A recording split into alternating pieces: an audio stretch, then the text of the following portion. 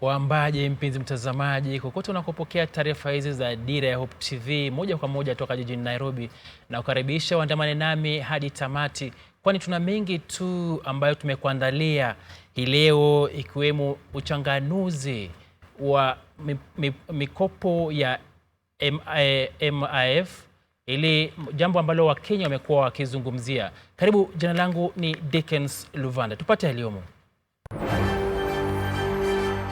Atwoli achaguliwa tena kuongoza KOTU.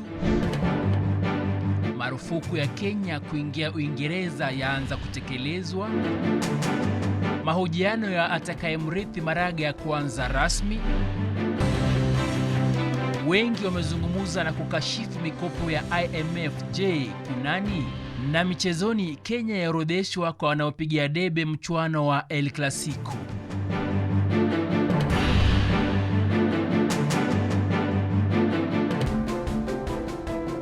Tuanza na taarifa ya tanzia iliyogonga vichwa vya habari duniani kote hii leo, mpenzi mtazamaji, ambapo Prince Philip ambaye ndiye mumewe Malkia Elizabeth wa pili wa Uingereza ameaga dunia akiwa na miaka 99.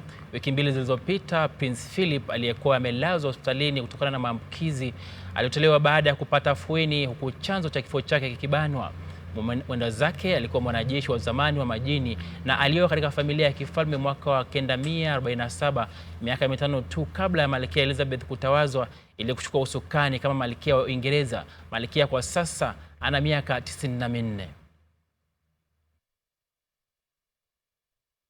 Marufuku ya ndege za usafiri za kutoka Kenya kuelekea Uingereza imeanza rasmi hii leo kufuatia mgogoro wa kidiplomasia kati ya mataifa haya mawili. Mgogoro huo ulianza kushuhudiwa baada ya Uingereza kutangaza kuwa itamzuia msafiri yeyote yule atakayetoka au kupitia Kenya ili kuingia Uingereza kufuatia idadi kubwa ya maambukizi ya virusi vya korona katika taifa hili. Jambo hili lilisababisha Rachel Omamo, ambaye ndiye waziri wa masuala ya nje, kufanya mkao na mwenzake wa Uingereza Dominic Raab ili kupata suluhu mwafaka. Huyu hapa Alice Diana na taarifa hii kwa ukamilifu. Ilipotimia saa 6 kamili usiku wa kuamkia Ijumaa hii, marufuku ya ndege za Kenya kuelekea Uingereza ilianza kufanya kazi. Kenya imepiga marufuku ndege zake za usafiri kuingia Uingereza kwa muda usiojulikana kufuatia agizo la Uingereza kuwa haitawakubali wasafiri wanaotoka na kupitia Kenya kuingia nchini humo kufuatia idadi kubwa ya virusi vya korona nchini humo. Shirika la ndege la Kenya Airways lilitangaza marufuku ya ndege zake kuelekea Uingereza kuanzia Ijumaa hii, japo awali liliongeza idadi ya ndege zilizowasafirisha Wakenya kuelekea Uingereza kabla ya utekelezaji wa marufuku hayo kutokana na idadi kubwa ya wasafiri. Walioathirika nao walitakiwa kusongesha safari zao mbele au kurejeshewa pesa zao za tikiti. Kenya, Bangladesh, Pakistan, Ufilipino na Falme za Kiarabu UAE ndio mataifa yaliyoongezwa katika orodha ya mataifa yaliyopigwa marufuku kuingia Uingereza kuanzia Aprili tarehe 9. Hata hivyo, kutokana na ushirikiano mwema kati ya mataifa haya mawili, waziri wa masuala ya nje Rachel Omamo na katibu wa masuala ya nje wa Uingereza Dominic Raab walifanya mazungumzo ili kujadili jinsi marufuku hayo yanaweza kulegezwa. Ikumbukwe kuwa kuna zaidi ya Wakenya 200,000 wanaoishi Uingereza na Waingereza angalau 250,000 wanaoishi Kenya, na Uingereza imekuwa mshirika wa Kenya katika mambo mengi, haswa biashara na usalama na pia utalii. Mataifa haya mawili pia ni wanachama wa Jumuiya ya Madola na Umoja wa Mataifa. Nikiripotia Dira ya Hope TV, mimi ni Alice Diana. Samahani mpenzi mtazamaji kwa mkanganyiko huo wa picha. Katibu mkuu wa muungano wa vyama vya wafanyakazi nchini Francis Atwoli amechaguliwa upya kwenye wadhifa huo bila mapingamizi ili kuhudumu kwa miaka mingine 5. Atwoli mwenye umri wa miaka 71 amechaguliwa na wanachama wa KOTU asubuhi ya Ijumaa hii leo katika chuo cha Tomboya, Kisumu. Hii ikiashiria kuwa atahudumu sasa kwa muhula wa 5 tangu kuchukuliwa alipochukua wadhifa huo kutoka kwa marehemu Joseph Mugala. Atwoli ameshikilia wadhifa huo tangu mwaka wa 2001, wengi wakimtaka aache kiti hicho angalau kiongozwe na mtu mwingine. Wakenya wanaoishi na virusi vya HIV vinavyosababishwa na virusi vya ukimwi sasa wana sababu za kutabasamu baada ya serikali kusuluhisha mgogoro kati yake na shirika la msaada la USAID la Marekani kuhusu shehena la dawa za kupunguza makali ya virusi hivyo almaarufu ARV lililokuwa limezuiwa bandarini Mombasa. Kulingana na Waziri wa Afya Mutahi Kagwe, wizara hiyo imekubali shehena hiyo isitozwe ushuru kama ilivyotaka mamlaka ya utoza ushuru nchini KRA kabla ya kusambazwa katika mahospitali nchini. Aidha, baraza la magavana wiki hii lilielezea masikitiko yake kufuatia uhaba wa ARV nchini na kuitisha kikao cha dharura na washikadau katika kitengo hicho Jumanne Aprili 13. Doli Mwirigi ametuandalia ripoti hii kwa ukamilifu. Waathiriwa wa virusi vya ukimwi humu nchini wiki chache zilizopita wamekuwa wakiishi na wasiwasi kufuatia mzozo kati ya serikali ya Kenya na ile ya Marekani kuhusu kuzuiwa kwa shehena la dawa za ARV bandarini Mombasa, kwani wengi wao sasa wangesalia bila dawa yoyote ya kuwakinga. Kwenye taarifa, Waziri wa Afya Mutahi Kagwe alisema tatizo hilo limesuluhishwa na dawa hizo sasa zimeidhinishwa kusambazwa. Hata hivyo, baraza la magavana limeahidi kufanya mazungumzo na taasisi husika ikiwemo Hazina ya Kitaifa, Wizara ya Afya na Bodi ya Kitaifa inayoangazia masuala ugonjwa ukimwi ili kutafuta suluhu mwafaka wa upungufu wa dawa hizo. That antiretrovirals have to be availed to the people urgently, because currently there are counties with 0 HIV commodities. This is very dangerous. This therefore means that the viral suppression of the people who are taking ARVs is compromised and increases their chances of dying due to HIV-related complications. Shirika la USA lilikuwa limekataa kuidhinisha usambazaji dawa hizo nchini baada ya serikali kuitisha ushuru wa shilingi milioni 45.8 kwa michango ya huduma za afya, hatua ambayo ilisababisha shehena hiyo kukwama katika bandari ya Mombasa. Benta Agola kutoka Kibra, kaunti ya Nairobi, ni mmoja wa wale wanaoishi na virusi hivyo kwa muda wa miaka 20 sasa, kizungumti hicho kikimkosesha lepe la usingizi. Agola anadai kuwa ukosefu wa dawa hizo huenda sasa ukawaweka katika hatari ya kupata magonjwa mengi kwa haraka sana. Na imenisumbua sana kiakili. Nimefadhaika kwa sababu siwezi kosa kumeza dawa kwa siku. Naishi kwa hizi dawa. Na nikizikosa then itakuwa vibaya kwa sababu watoto wangu bado ni wadogo, sitaki kuacha saa hizi. Sasa ningeomba tu serikali tusikose dawa hata siku moja, kwa sababu mtu wa virusi akikosa dawa then ile vile viral load imekuwa undetected kwa sasa, inaweza rudi, immunity inaweza rudi chini na adhoofike na apate magonjwa mengine. Waziri wa Afya Mutahi Kagwe alisema Wizara ya Afya tayari imepokea baadhi ya dawa kutoka sehemu nyingine na inasambaza dawa hizo katika taasisi za afya kote nchini ili kuhakikisha wagonjwa wanaendelea kuzipokea. Doli Mwirigi, Dira ya Hope TV. Tume ya huduma za mahakama nchini JSC Jumatatu ijayo yatarajia kuanza mchakato wa kumchagua jaji mkuu mpya na jaji wa mahakama ya juu zaidi humu nchini. JSC kiongozwa naye kaimu jaji mkuu ambaye pia ndiye naibu jaji mkuu Philomena Mwilu itaanza kuwahoji wagombea 10 waliotuma maombi ya kuwa jaji mkuu ili kumrithi David Kinani Maraga, huku 9 wakituma maombi ya kuwa jaji wa mahakama kuu. Je, wajua ni vipi anavyoteuliwa jaji mkuu au jaji wa mahakama kuu nchini?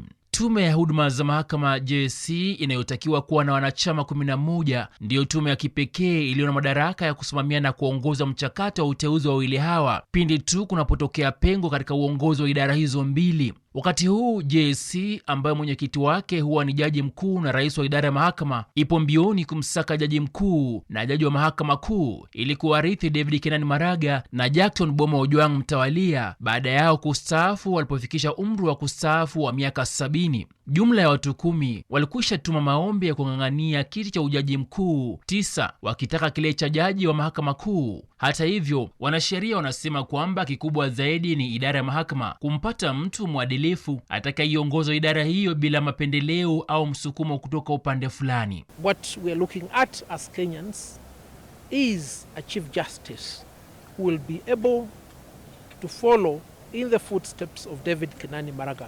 Be it a woman, be it a man. Washikadau wengine kama vile wanasiasa na wamevitaka vyombo husika kama vile mahakama kuhakikisha kuwa jaji mkuu anateuliwa haraka iwezekanavyo, kwani uchaguzi mkuu wa mwaka 2022 wakodolea macho wa Kenya na itakuwa kinyume cha katiba ikiwa utafanyika kabla jaji mkuu kuteuliwa. Kama United Green Movement Party tunajihisi ya kwamba pia ile Judicial Service Commissioner waweze kuhakikisha ya kwamba wameweza kutuchagulia Chief Justice, kwa sababu hili ni pengo kubwa katika mahakama.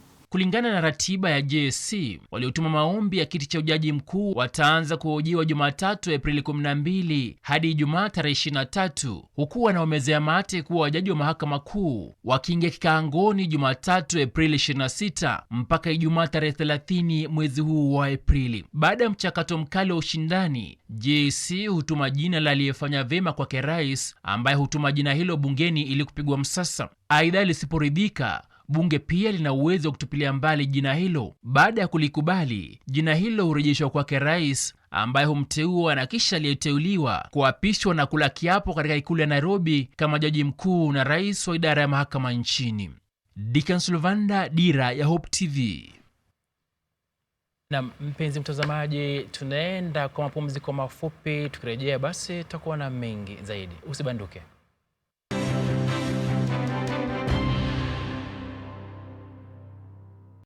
On the next episode of Chiriku, I will get you all the information. I need closure. Dad instructed me to discreetly investigate those tracking device department guys. Lazima tu madhao boy akupende. Lazima. Na unajua the only way kufanya hivyo ni nini? Unamuita majina sweet kama mom, nini.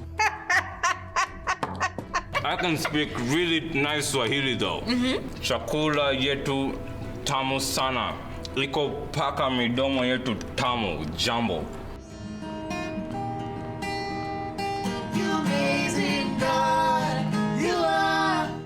catch this inspiring drama series only on Hope TV every Tuesday at 8:30 p.m. and repeats on Sunday at 1:30 p.m. Don't miss out.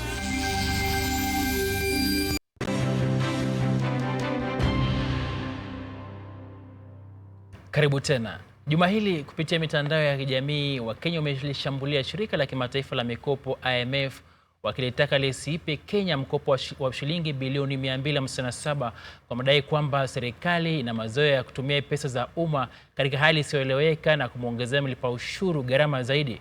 IMF hata hivyo iliwajibu wa Kenya na kusema kwamba ikiwa itaibania Kenya mkopo huo, basi Kenya itaathirika zaidi, kwani mashirika mengine ya kutoa mikopo watatumia fursa hiyo kuitoza Kenya riba ya juu zaidi kwenye mikopo yake, na Kenya itajipata katika lindi kubwa la mikopo. Tuungane naye mchanganuzi wa masuala ya uchumi na fedha Bwana Henry Mahugu, ambaye pia ndiye mkurugenzi mkuu wa shirika la habari la Hope Media lililo chini ya kanisa la Sitam, apate kutueleza hili lina maana gani hasa katika uchumi wa taifa hili.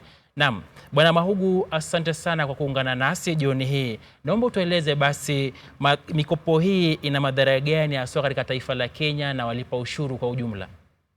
Thank you very much for your questions, Brother Dickens.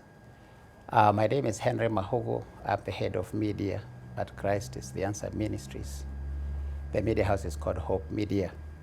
I thank you for your questions that you have raised with us, and particularly with me, about the IMF debt impact here in Kenya.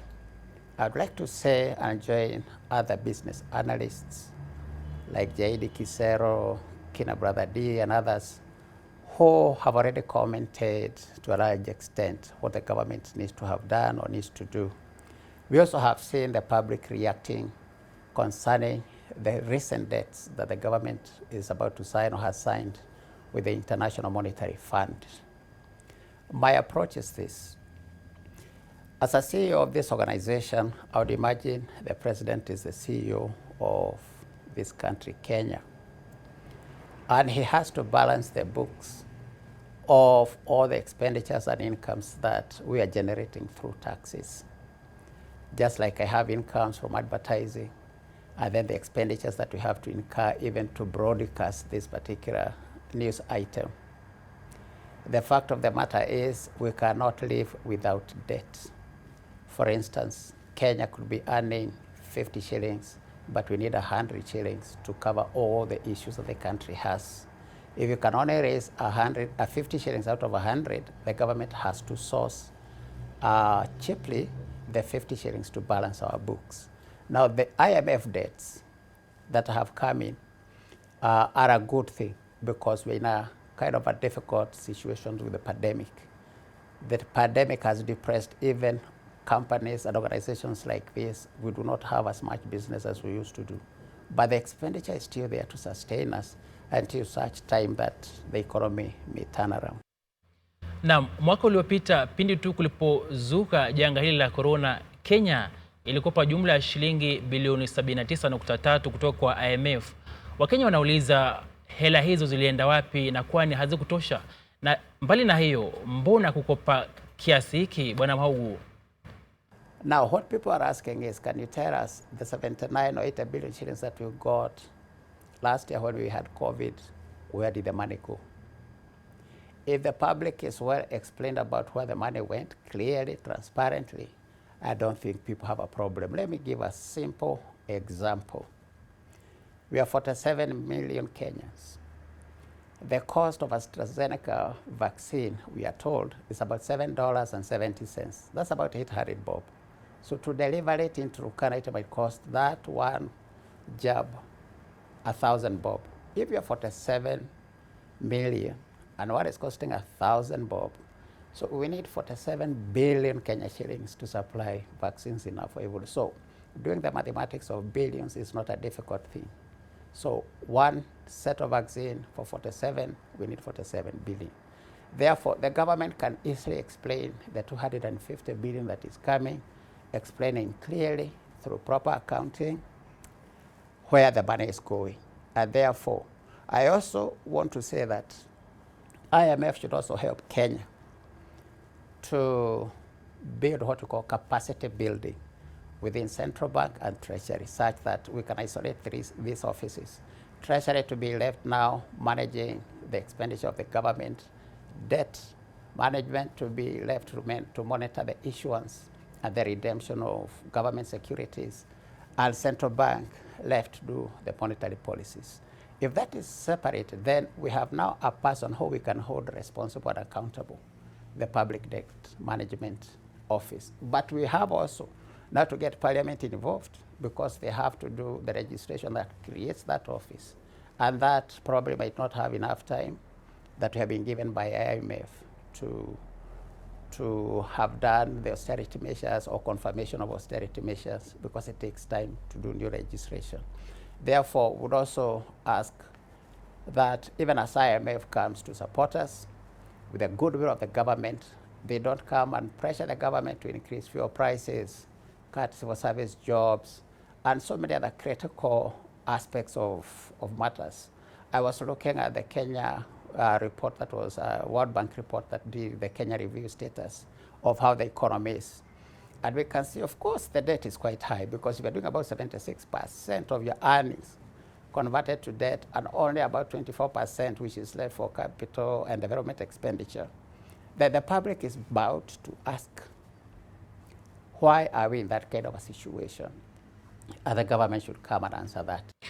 Mbona serikali hutoa habari kile inapopania kukopa ila haielezei Wakenya jinsi pesa hizo zinavyotumika? Na kisha mbona mikopo mingi tu wakati baadhi ya maafisa serikalini wanafuja mali ya umma na kuachia Wakenya mzigo mzito? That's a very good question. What I would say is that if the government was able to explain how the money is allocated and spent, it would be easy for Kenyans to easily understand. Let me give an example. I would like to thank CS Kagwe and Dr. Mangagi. They are giving us the corona statistics on a daily basis.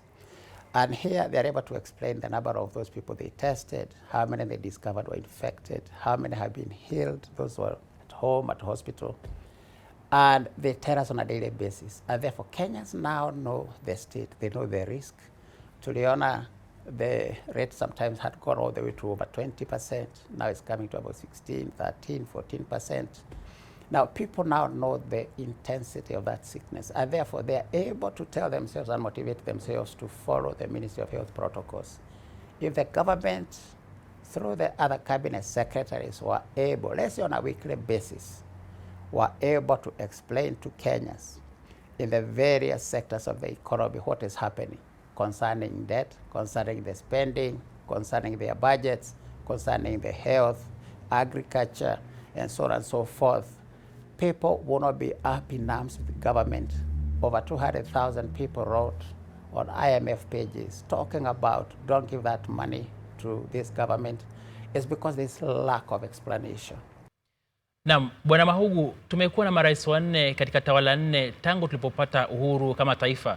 Serikali zilizopita tatu kwa kweli hazikuwa na mazoea ya kuchukua mikopo, ili hali uchumi wa Kenya ulikuwa waimarika na Wakenya haukuwa na kilio kuhusu masuala ya ushuru nchini, ushuru wa juu haswa.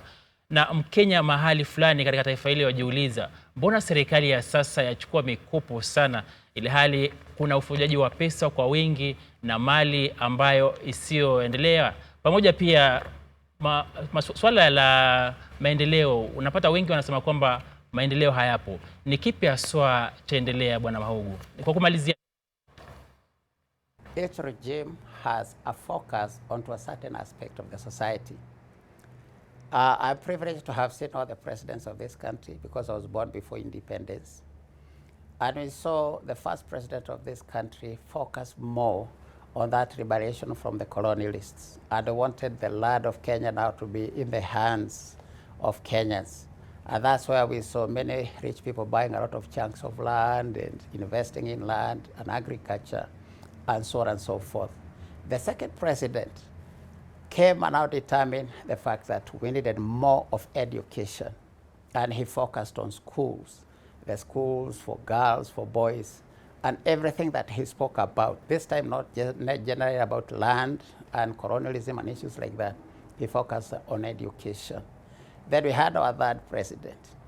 Our third president now comes in and he focuses now on infrastructure development, not even mostly education, or maybe land and issues like that. He focuses now on infrastructure development. You can see by every regime as the country grows through its lifetime, different focuses will come. We saw now the President Uhuru Kenyatta currently had the Big Four agenda. And those are the things that he really wanted to focus on. But some of these agendas will take a longer time. Many of them require capital investments. And he's bound to borrow money to fix these matters because Kenya is not generating enough cash flow. You see, for the country to have reached a point whereby it's generating enough investments and incomes to be able to sustain its capital expenditure, it takes time. It also depends on the goodwill of the previous governments and the focuses that we did in investing in projects that generate incomes. And what we have seen in the past is that majority of the governments that we have had have got a lot of weight in terms of personnel, in terms of civil service salaries. And like now the parliaments, they are very expensive organs to maintain. And therefore they're eating a very big chunk of our incomes. The recurrent expenditure for salaries is almost 50%. Almost half of all the income goes to people's pockets as salaries. So that is not sustainable. And now we need the president or the coming president now to focus on doing those austerity measures to trim these excesses that we have.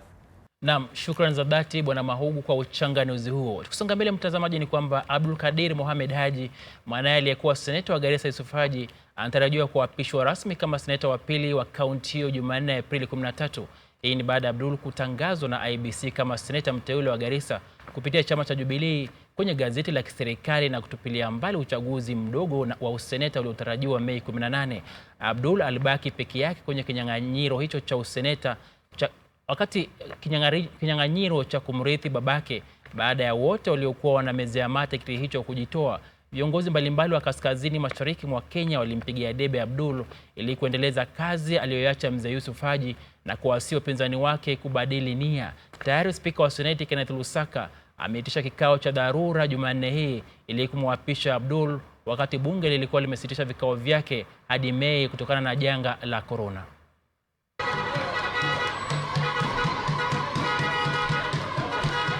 Tunashukuru sana, leo ni siku ya furaha. Tumefika hapa, tumepata certificate yetu ya nomination from IBC. Tunashukuru sana watu wa Garissa watu wamejitokezea kwa wengi kwa hii process hii ya kuchukua nomination, na sisi tunasema tumefurahi na tunasema kwamba tuko tayari kuwafanyia kazi watu wa Garissa, na tunashukuru Mungu kutufikisha hapa na tunaomba kila la heri.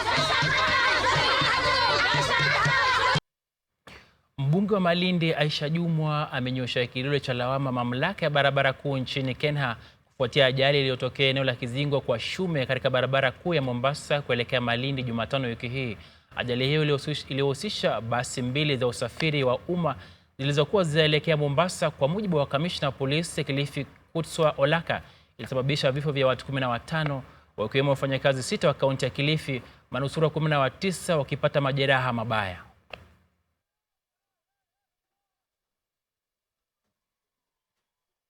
Baadhi ya waumini wa Kikristo wamejitokeza kulaani vikali kitendo kilichoshuhudiwa katika kanisa moja eneo la Rongai, kaunti ya Kajiado, baada ya polisi kuingia kanisani ili kuwazuia wahubiri kuendeleza mahubiri ya kupitia njia ya mtandao. Ikumbukwe kuwa baraza la kidini lililoangazia utaratibu wa kuabudu kipindi hiki cha corona kiliyataka maeneo ya kuabudu kukumbatia mtandao baada ya maeneo hayo kufungwa ili kuzuia kusambaa kwa corona. Ripota wetu Faith Imani Mugo ana taarifa hii kwa ukamilifu. Huku janga la COVID-19 likiendelea kuleta hofu katika maisha ya Wakenya ya kila siku, maeneo ya ibada haswa katika sehemu iliyonakiliwa kuwa kwenye hatari zaidi za maambukizi yanaonekana kuathirika pakubwa, hasa na tangazo la rais kuhusiana na kufungwa kwa makanisa. Siku ya Jumapili iliyopita kulishuhudiwa vuta ni kuvute katika kanisa moja eneo la Rongai katika kaunti ya Kajiado, ambapo inakisiwa kuwa maafisa wa polisi waliokuwa wamejihami walikatiza ibada ya kupeperushwa moja kwa moja kwa madai kwamba walikiuka maagizo yaliyotolewa na rais ya kutofanya ibada katika maeneo yaliyoelezewa. Kupitia barua iliyoandikwa na muungano wa kiinjili wa Kenya EAK iliyotiwa sahihi na mwenyekiti wa muungano huo David Oginde, walitaka serikali kupitia katibu wa mambo ya ndani Daktari Fred Matiang'i iingilie kati kusuluhisha tofauti zilizoko kati ya kanisa na serikali kuhusu jinsi makanisa yanavyoendesha ibada.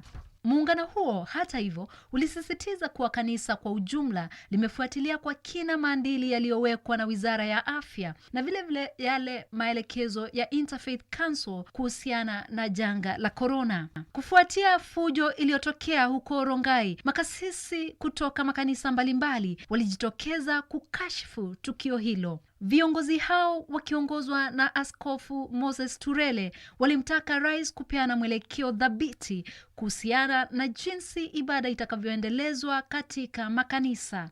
That issue that happened in JCC, we curse with the strongest term possible. We demand that the government review their regulation and allow the pastors to run their services uninterruptedly. As I conclude, that issue that happened in JCC, we curse with the strongest term possible. We demand that the government from today acknowledges the church as an essential service. We demand that pastors should be allowed uninterruptedly to run live stream services with their service team, such as the media team. How do you run the service without the people to hold the cameras like that for you? We demand that pastors are given to run their services with a minimum of 30 people. Je, ni watu wangapi wanahitajika katika usaidizi wa upeperushaji wa ibada za mitandaoni? Nikiripotia Dira ya Hope TV, mie ni Faith Imani Mugo.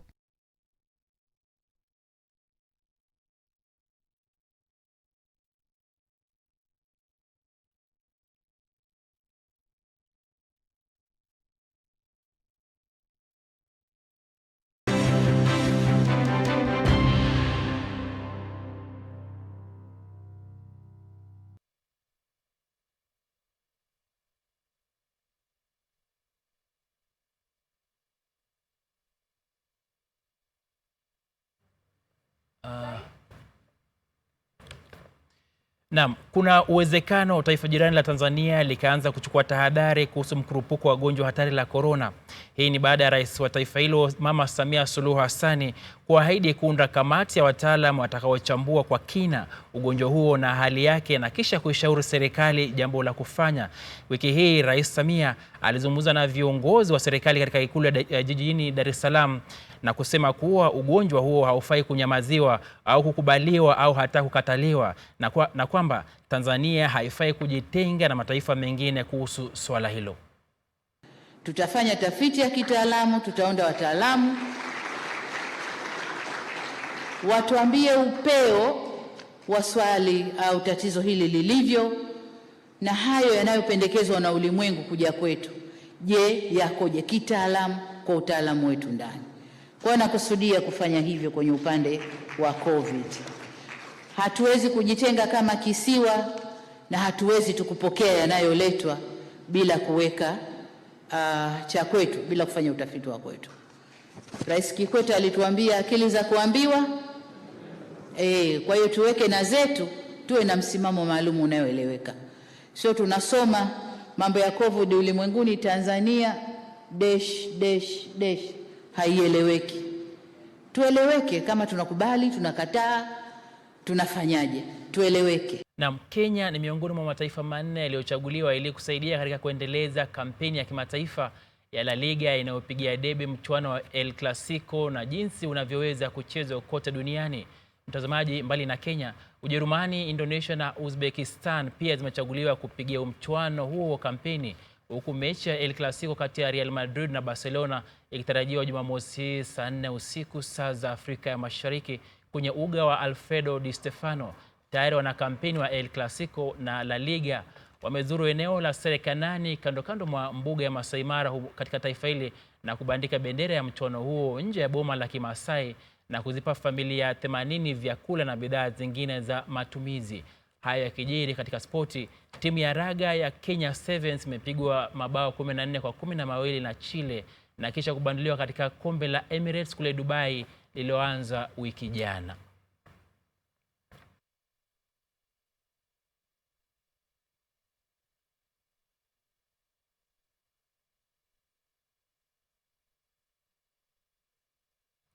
Na basi mpenzi mtazamaji, hayo ndio tuliyokuandalia katika Dira Hope TV hii leo, na kuaga kwa usemi imara ya chombo mpenzi mtazamaji ni nanga, imara ya chombo ni nanga. Ukiniita Dickens Luvanda basi hujakosea. Kwaheri.